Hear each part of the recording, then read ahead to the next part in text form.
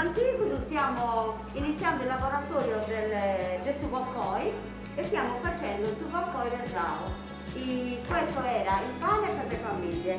Adesso io sto facendo uagoroa e la taglio. Questo io dovrei prendere. Un altro pezzo di pane, di pasta che faccio anch'io tanto. Adesso la giro perché diventerà una corona e le farò dei piccoli tagli affinché abbia un po' di lavoro anche per la sua bellezza. E poi la mettiamo in sucaesteggio perché inizia a lievitare.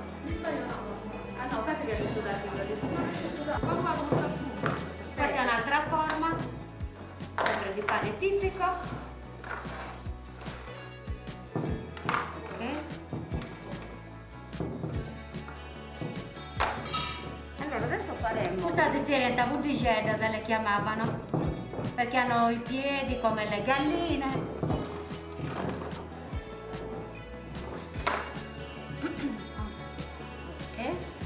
Questo naturalmente si lavora sia con il coltello, con salserretta e con le forbici. Poi giustamente dopo che il pane è pronto, ha raggiunto la sua lievitazione, si ripassa sia con le forbici sia più che altro con le forbici, perché bisogna tagliarlo anche nell'altra parte. Poi vi facciamo vedere dopo, prima di infornarlo. Questo, tutto qui, tagliare di nuovo qui e infornare. Okay. Questo è pronto, adesso si copre, si lascia lievitare, 1 ora e mezza, 2 ore, poi si controlla perché si capisce quando è lievitato e poi si mette.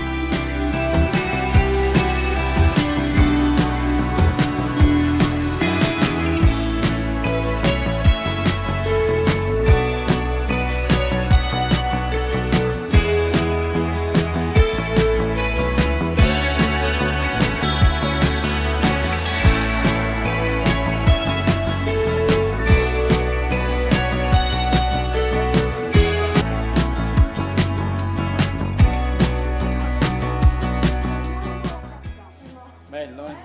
Ma mi sposano? No, ancora no, quando tu li usi il pane. Mi devo divorziare, devo, perché lui non mi tocca. Prendi su mani, Cantano un mussetto, dai. Non so uomo. Ne commenta no. Non sono un uomo cantai. E quando vendo satras? Non sono seria, non stiamo tutto. Ma da via, adesso brava.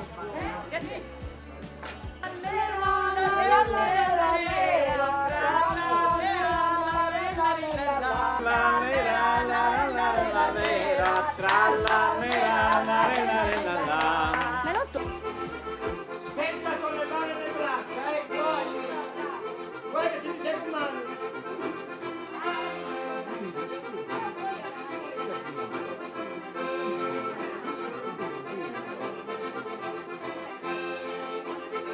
Vai signore! Dai! Braccia giù! Vai! Vai!